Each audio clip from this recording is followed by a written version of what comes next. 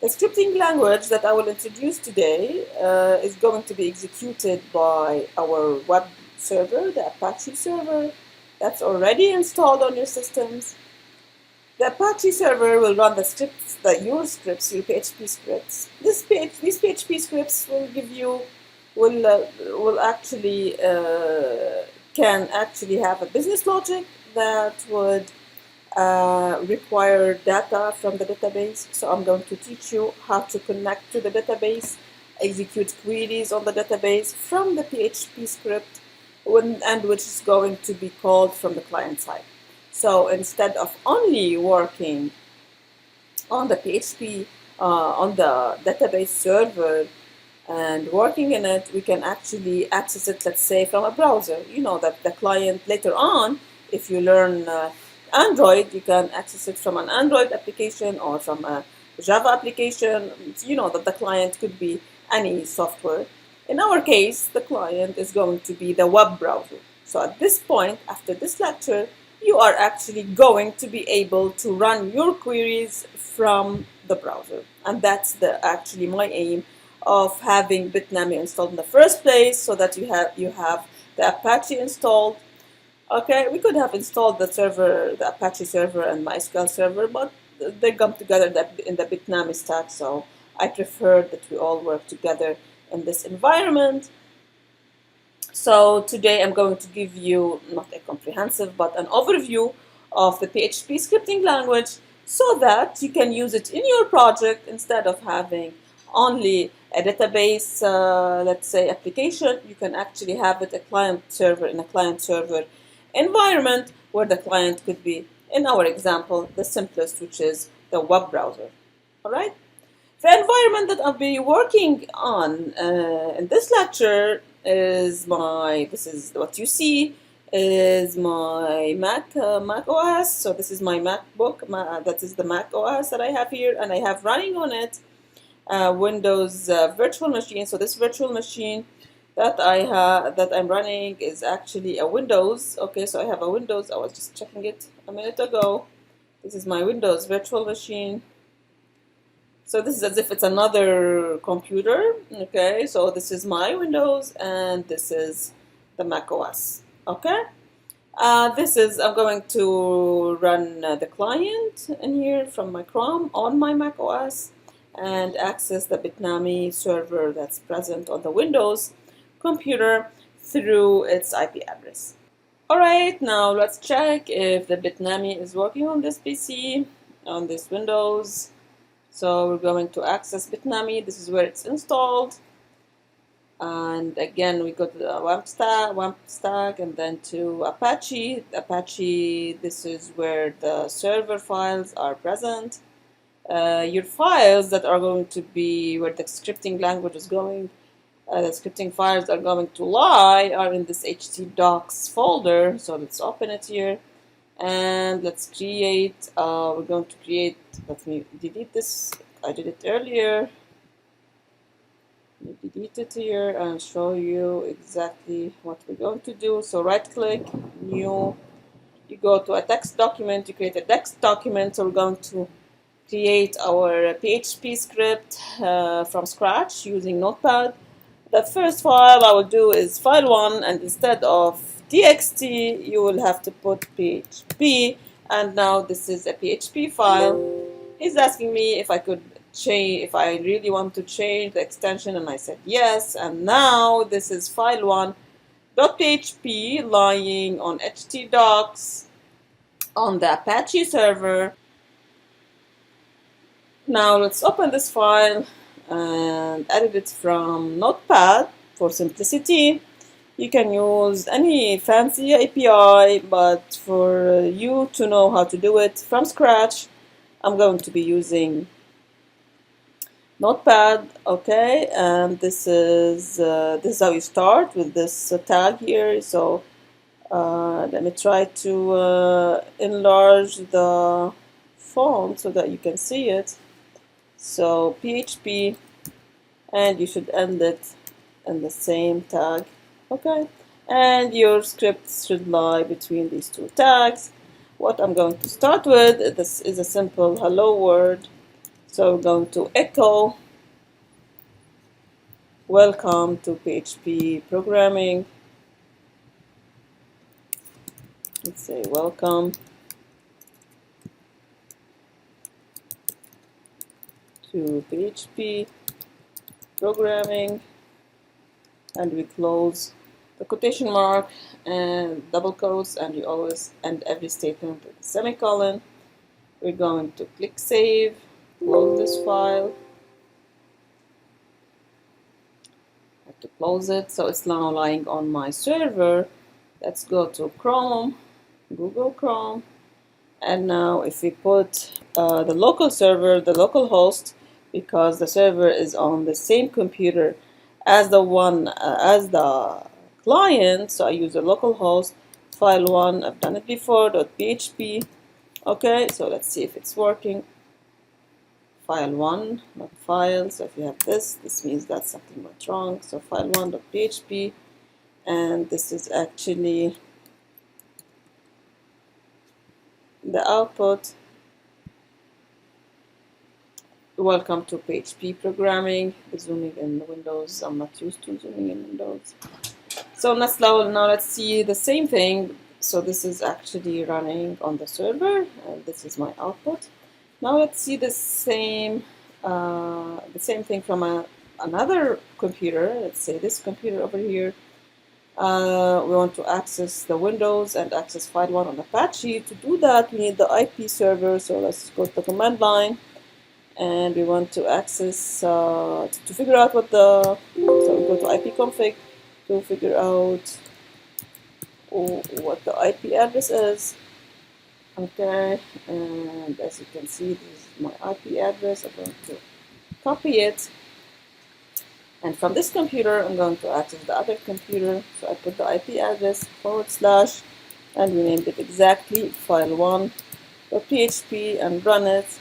As you can see, from another computer, from the client, we got the same output. Cool, everything is working very well. Now let's have more examples on having more advanced scripting scripts. So let's say if we want to have a variable input from user. So let's do another file. Let's say file1. So let's go back to the server. Again, bitnami, stack, Apache, htdocs. Let's create another file.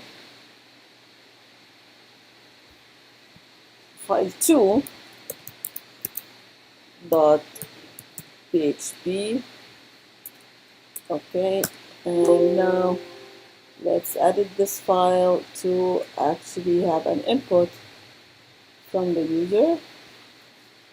So how do we do that? We use the get. We're going to use the get function. So let me start by increasing the font. Okay, again, we start with the PHP tags. We close these tags. Okay, I'm going to create a variable. So to create a variable in PHP, we use a $sign. It has to start with a $sign. So in this case, I have user variable, and I'm starting it with an empty string. This user variable is going to be input from user. So to do that, I'm going to write user is equal to $_ get, and I'm going to use the square brackets actually. Okay, so this get function allows me to get a variable from the client. Okay, in my case, I'm going to call this variable first name. So first name is a variable input from the client, okay, into the server. I'm gonna put this value, the value that I'm going to take from the client. I want to concatenate it.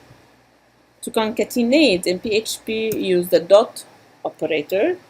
I'm gonna concatenate it with a space string.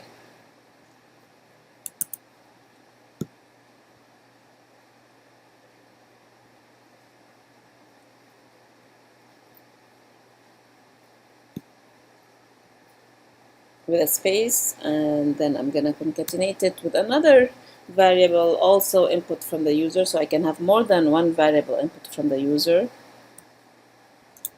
Let's say underscore get square brackets last name. So the second one variable is called first name, and the second one is called last name, and I'm putting these values in the user variable. Okay, and now I want to output the user variable on the screen, so I echo welcome user. So to do that, I'm going to put $user. In this case, you refer to variable user, welcome user to PHP. Okay, and that's the end of my statement. So what have we done here? We have created a variable called user, initialized it to an empty string, and then we set it equal to get first name, and we concatenated it with get last name. Okay, now how do we actually get the input and how do we run it? Let's first save this and see how to do it from the client side. So in the client side, we can work either from this or from the Mac. So let me first, I forgot what the IP address was, so let me again put the command prompt. Okay. All right, so let's put in here your IP profile2.php, and now put a question mark, first name. Let's say we put the first name, that's the name of the variable, equals, let's say, Ali, and this last name, so you put the ampersand, last name equals Baba, that's Ali Baba. All right, let's run it, and then this is going to be my output, welcome Ali Baba to PHP, for example. Okay, so to pass the variables to the PHP script, what we do is we use the question mark, the name of the variable, you give it a value. If you have more variables, you connect them using the ampersand. Now let's do a more sophisticated scripting files where we're going to access the database. Done this file for you to minimize the scripting time. So this is my file that's going to access the database travel. Now the Apache and the MySQL are on the same host, and that's why when you put the address of the server, you put the 127.0.0.1, which is the local host. The username is root, and that's the username and password which you set when you installed Bitnami. And the database name is travel. So I will need these 4 variables in order to connect to the database. So here is the connection object. So you use a variable con. Okay, in this variable con, you have to call function mysqli.connect, and this function takes the server IP. It's going to take the username, the password, and the database. So all these 4 are going to be passed to the connect function, to the MySQL connect function, in order to return the connection object. So I'm going to run my queries using this connection object. It sounds complicated, but it's actually this is how you would connect every time, so you can only memorize it or put it in a safe place and use it later on whenever you want to connect to the database. That's how you do it. You always do the same, you select the same lines. All right, now city, as you can see from what we took before, city is a variable, I'm going to get it from user, okay? And I'm also calling the variable that's input from user also city. So I have a city variable here, which is equal to the value which we get from the client, and the variable that we're getting from the client is also called city. It could have been called something else. Let's say I can call it site, for example. That's fine, but the one that I'm using here is this variable. So what I'm going to do here is that I'm actually gonna write a query, and the query I'm gonna put it in a variable called SQL. And what I'm doing is that I'm selecting everything star from airport. So I'm selecting select star from airport. Now as the query is inside the SQL variable, now result here is going to be, this is the result set actually, and this is actually the answer of the query. So the answer of the query, okay, the output of the query is going to, I'm going to put it in such a variable called result. I could have named it something else, but we usually use the word result of the whatever table that the query is going to return. So to run the query, we use function mysqli underscore query, and this actually runs the query of the MySQL server using the connection object to connect to the MySQL server using these variables, okay? And so you give it how to connect to it and the query that you want to run on this database. Very simple. That's how it always works with all databases. That's how you connect to them. You need a connection object, and you need the query that you are going to run on this database server. And the function in our case in PHP is called mysqli underscore query. The result of the query is a relation. In this case, as you all know, it's going to always be a relation. It could be one value, it could be a table. In this case, it's going to be a table, and the result set, we call it the result set, is going to be put in variable called result. Okay? Now, how am I going to see this result? So what we do is actually we use a while loop. So we're using a while loop here that loops through all the rows of the result set. Okay?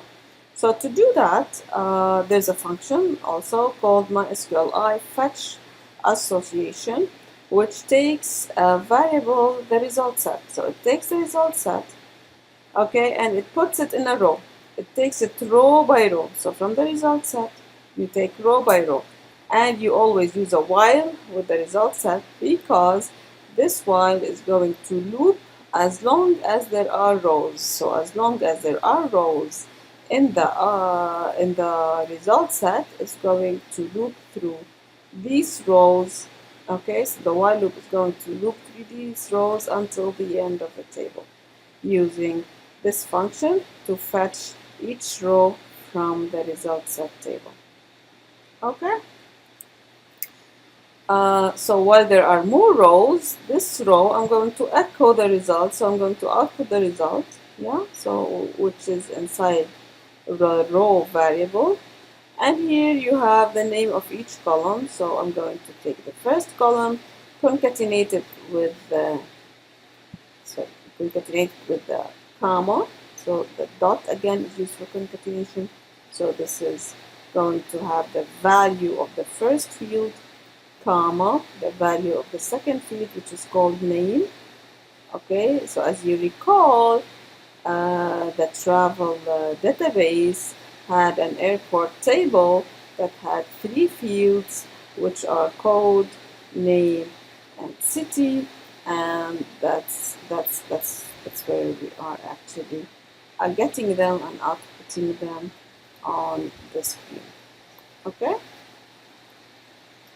And I'm going to separate each row with the hash tag, okay, to see each row after the other. You could have used break, HTML break in order to put a new line, but I wanted to use the hash because in some applications we need to separate table rows with a certain hash operator.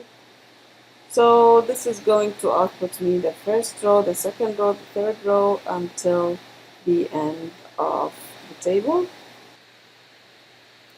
Now after saving the file, we go to the Mac client here and we put the IP again and the name of the file, .php, and we click enter.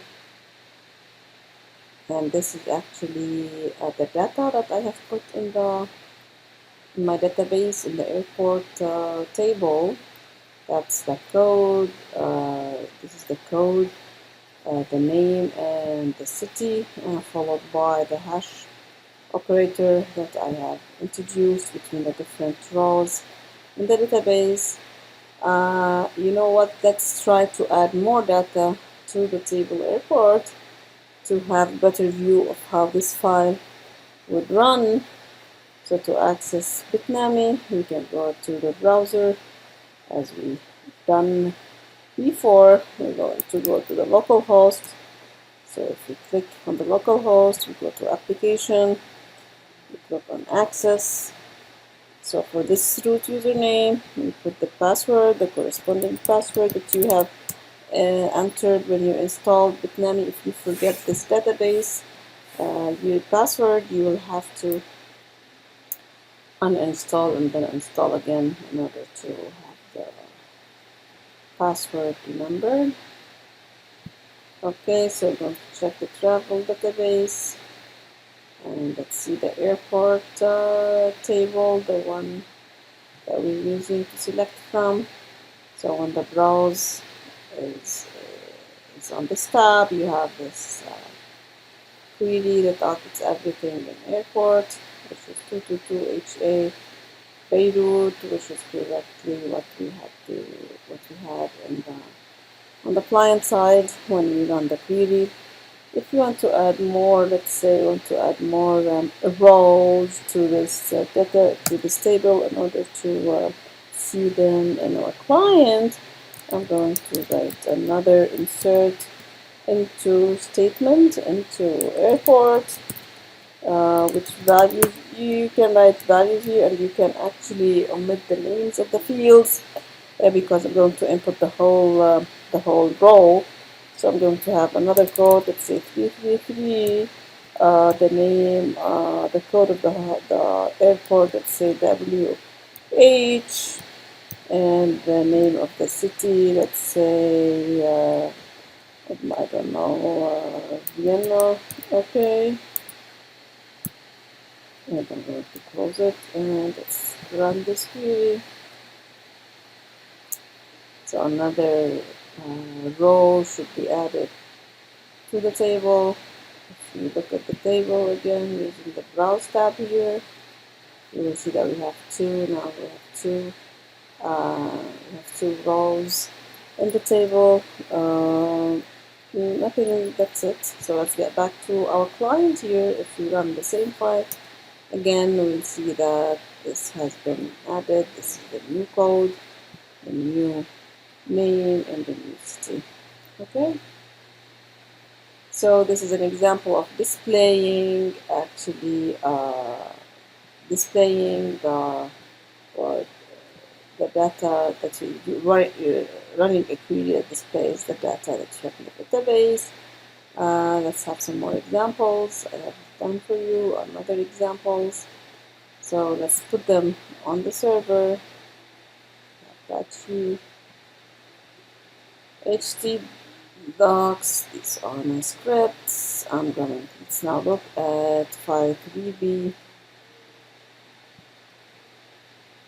Okay, so I'm going to put this file on my server, on the Apache server. Alright, and now, yeah, this is the file. Okay, and now instead of having the query only displaying everything in the airport table, I actually put a clause, a where clause, where city, or in my case, where city is equal to $city, which is the variable city. So the city column name or field name is equal to the $city variable, which I input from user using variable site. Okay, so I'm going to input from user site as a variable, pass it in here in the PHP script to the city variable, and the city variable is put in the where clause in the field city. It's checked if it's equal, so it is going to show me only the field, the row where the field city is equal to the city which was input by user. Okay, and instead of having a while loop, what I did is only in here is only one row, so I'm going to have only one row. So again, to run the query, first you have the result set here, where you link the query with the connection to the database in this function. The result of running this query on the database is put in the result variable here. And now I'm expecting only one row, and that's why I omitted the while and I put row variable is equal to, I call the fetch function, and I'm expecting the result set. I'm expecting, or what I want is only the first row, because I know it's going to be only one row, so it will give me the first row and put it in row. And because I have only one row with the city, let's say Beirut, it's going to be put in the row variable here, and then I will use echo to print it out. Okay, where I'm going to access the code field of row, the name field of row, and the city field of row, and again it's ending it with a hashtag. Okay, so now if we run it again, we're going to run this function on the, I went back to, so as you can see, this is my Windows here, and now this is my server, and this is my client, this is my back here, Mac, and now this is the IP of the Windows, this is the name of the file, 53b, has to be 53b.php, where site is equal to Beirut, and if I run it, it only showed me, instead of showing the two rows, it only showed me the row where the city was equal to Beirut. Alright, so site here is the name of the variable that was in the get, that was input from the user, it was passed to the server, and that's how you put your username and password whenever, or where you input the field, you input fields and you pass it to the server, and that's how, now you see how the scripting language works. Okay, I have two more files to show you. Okay, so let's look now at PHP 4. So let's look at PHP 4. If you open PHP 4, we have these values in PHP 4. And now what we are doing in this file is that the query is going to be an insert query. And as you can see, what I'm trying to say is that the same variables again. Okay, the connection object is created using MySQL iConnect. So you can copy them and paste them every time, and you can put the query that you want. Okay, so SQL is equal to insert into, so it's an insert now, insert statement. I'm adding into the table airport value 678. Let's say FRU is the corresponding name of the airport, and the city is Frankfurt. Okay, and to run the query, you have to use also the result set is equal to MySQL query connection object and the SQL, and you have to always use this in order to run your query. Let's save the file again, and now let's run it. The file 4.php.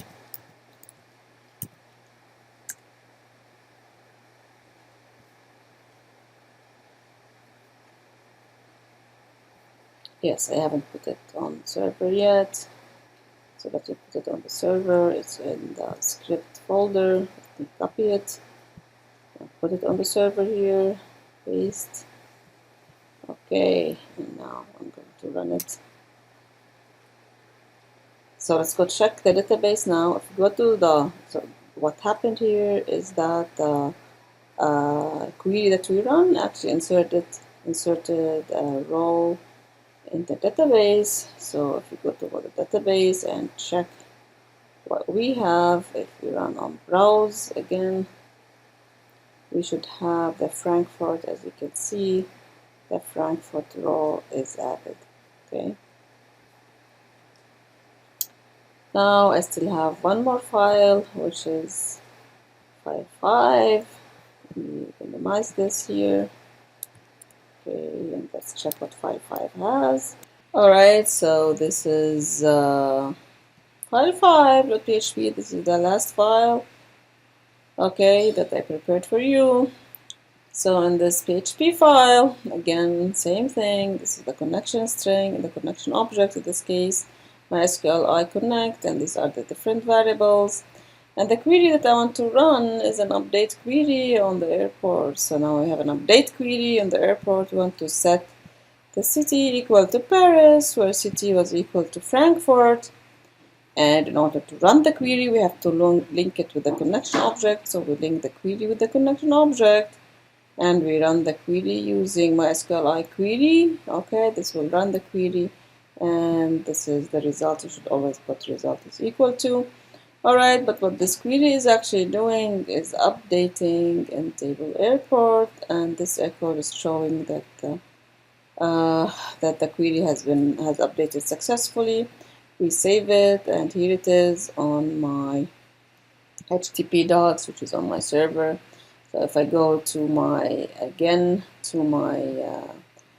Mac client, and this is the server, and again, you can have both on the same computer. If it was the same computer, you put here the local host. So let's run it. PHP 5, file 5.php, and it said row updated successfully. Okay, on this IP again. I'm just repeating so that you guys understand very well what's happening. So now if we go and check our database, okay, it's still Frankfurt. Let's browse again. It should get me Paris, and as expected, FRU now is Paris because we have updated it in our script. All right. That's it for today. I want you to actually, I'm going to send you those scripts, okay, and I want you to try them on your machine, okay, and we're going to assign you an assignment in which you can work on, and I'm actually checking who is working, guys. Please, whatever you do, send me your feedback, because this will add up to massively to your grade, because I want to make sure that you are actually working with a database.